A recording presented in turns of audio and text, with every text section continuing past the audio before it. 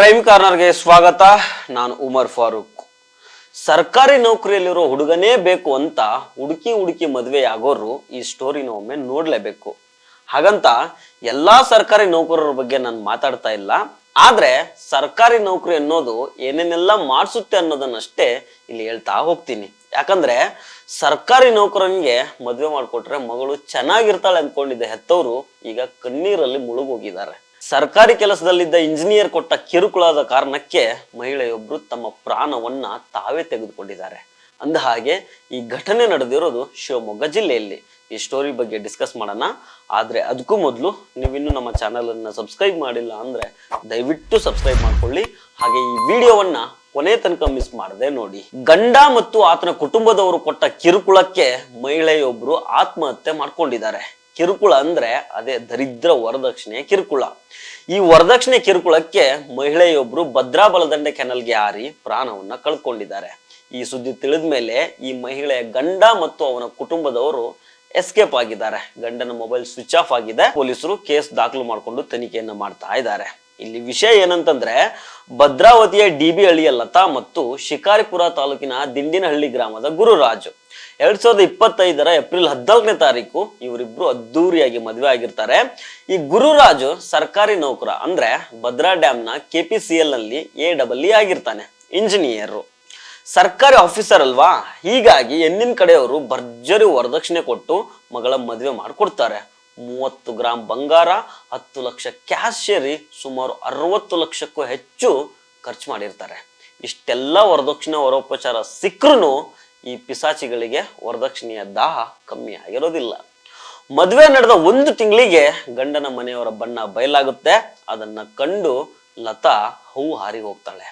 ಗುರುರಾಜು ಸರ್ಕಾರಿ ಇಂಜಿನಿಯರ್ ಅಲ್ವಾ, ಅವನ ನೌಕರಿಗೆ ತಕ್ಕಂತೆ ಒಂದು ಇನ್ನೋವಾ ಕಾರ್ ಕೊಡ್ಸ್ಬೇಕಂತೆ, ಒಂದು ಮನೆ ಕೊಡ್ಬೇಕಂತೆ.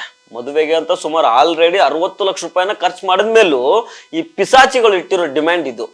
ವರದಕ್ಷಿಣೆಗೋಸ್ಕರ ಗಂಡ ಗುರುರಾಜು ಮತ್ತು ಆತನ ಕುಟುಂಬದವರು ಲತಾಗೆ ಡೈಲಿ ಪೀಡಿಸ್ತಾ ಇರ್ತಾರೆ. ಒಂದೇ ಒಂದು ದಿನ ಲತಾಳನ್ನ ಚೆನ್ನಾಗಿ ನೋಡ್ಕೊಳ್ಳೋದ ಈ ಗುರುರಾಜ್ ಅನ್ನೋ ಗಂಡ ಪದೇ ಪದೇ ಹೆಂಡತಿಗೆ ಟಾರ್ಚರ್ ಮಾಡ್ತಾ ಇರ್ತಾನೆ. ಈ ಎಲ್ಲದರ ಬಗ್ಗೆ ಲತಾ ವಾಟ್ಸಪ್ ನಲ್ಲಿ ಡೆತ್ ನೋಟ್ ಅನ್ನ ಬರ್ದಿಟ್ಟಿದ್ದಾರೆ. ಅದನ್ನ ಓದ್ಬಿಟ್ರೆ ಎಂತ ಕಲ್ಲು ಮನಸ್ಸು ಇದ್ರೂ ಅಯ್ಯೋ ಪಾಪ ಅನ್ನಿಸ್ಬಿಡುತ್ತೆ. ತುಂಬಾ ವಿಚಾರಗಳು ಇದಾವೆ ಅದರಲ್ಲಿ, ಮುಂದೆ ಗೊತ್ತಾಗತ್ತೆ ನಿಮ್ಗೆ.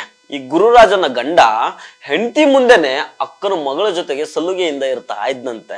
ಅಲ್ಲದೆ ಬೇರೆ ಒಬ್ಬ ಯುವತಿ ಜೊತೆಗೂ ಚಾಟಿಂಗ್ ಮಾಡ್ತಾ ಇದ್ನಂತೆ. ಇದರ ಜೊತೆಗೆ ಇನ್ನು ಅನೇಕ ವಿಚಾರಗಳು ಲತಾ ಬರ್ದಿರೋ ಡೆತ್ ನೋಟ್ ನಲ್ಲಿ ಇದಾವೆ. ಆಷಾಢಕ್ಕೆ ಅಂತ ಭದ್ರಾವತಿ ತಾಲೂಕಿನ DB ಹಳ್ಳಿಯ ತವರು ಮನೆಗೆ ಲತಾ ಬಂದಿರ್ತಾರೆ. ಆದ್ರೆ ಆಷಾಢ ಮುಗಿದ್ರೂ ಹೆಂಡತಿಯನ್ನ ಕರ್ಕೊಂಡು ಹೋಗೋದಿಕ್ಕೆ ಗುರುರಾಜು ಬಂದಿರೋದೇ ಇಲ್ಲ. ಈ ಎಲ್ಲ ಘಟನೆಗಳನ್ನ ಕಂಡು ಲತಾ ಮಾನಸಿಕವಾಗಿ ನೊಂದೋಗಿರ್ತಾರೆ.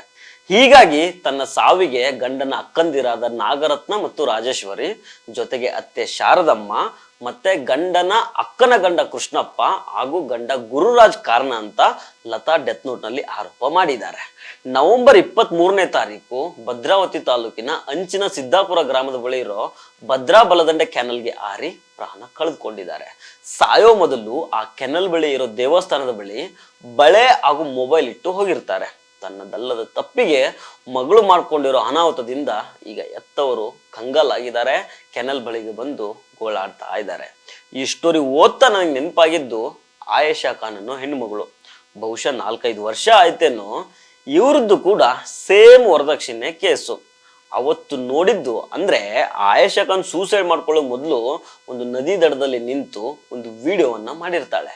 ಅಹಮದಾಬಾದ್ ನಲ್ಲಿ ಆಗಿರೋದಿದು. ಸಬರ್ಮತಿ ನದಿಯಲ್ಲಿ ಮುಳುಗಿ ಆಯೇಷಾ ಖಾನ್ ಪ್ರಾಣ ಬಿಟ್ಟಿರ್ತಾಳೆ.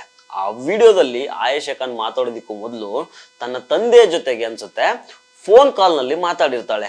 ಆ ಆಡಿಯೋ ಕೂಡ ವೈರಲ್ ಆಗಿತ್ತು. ಅದರಲ್ಲಿ ಆಯೇಷಾ ಮಾತುಗಳನ್ನು ಕೇಳಿಸಿಕೊಂಡ ಎಂತವರು ಕೂಡ ಕರಗಿ ಹೋಗ್ತಾ ಇದ್ರು. ಅಷ್ಟೊಂದು ಹೃದಯ ವಿದ್ರಾವಕ ಸ್ಟೋರಿ ಅದು. ಅವತ್ತು ಆಯೇಷಾ ಸಬರಮತಿ ನದಿ ಹತ್ರ ನಿಂತು ಹೇಳಿದ್ದನ್ನೇ ಇವತ್ತು ಲತಾ ಕೆನಲ್ ಬಳಿ ನಿಂತು ವಾಟ್ಸಪ್ ನಲ್ಲಿ ಮೆಸೇಜ್ ಮಾಡಿದ್ದಾಳೆ. ವಿಷಯ ಮಾತ್ರ ಒಂದೇ, ಅದೇ ವರದಕ್ಷಿಣೆ, ಗಂಡನ ಮನೆಯವರ ಕಿರುಕುಳ.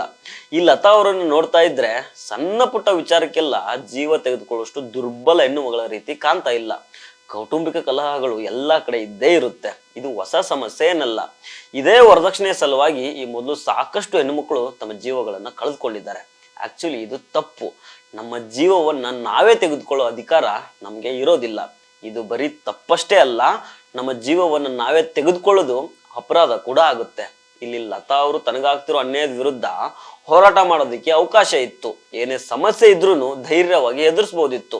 ಇವರು ವರದಕ್ಷಿಣೆಯನ್ನ ಕೇಳಿದಾಗ್ಲೇ ಪೊಲೀಸರಿಗೆ ಕಂಪ್ಲೇಂಟ್ ಕೊಡ್ಬೋದಿತ್ತು, ಇಲ್ಲ ಎತ್ತವರ ಮುಂದೆನಾದ್ರೂ ಮುಕ್ತವಾಗಿ ಹೇಳ್ಕೊಳ್ಬೋದಿತ್ತು.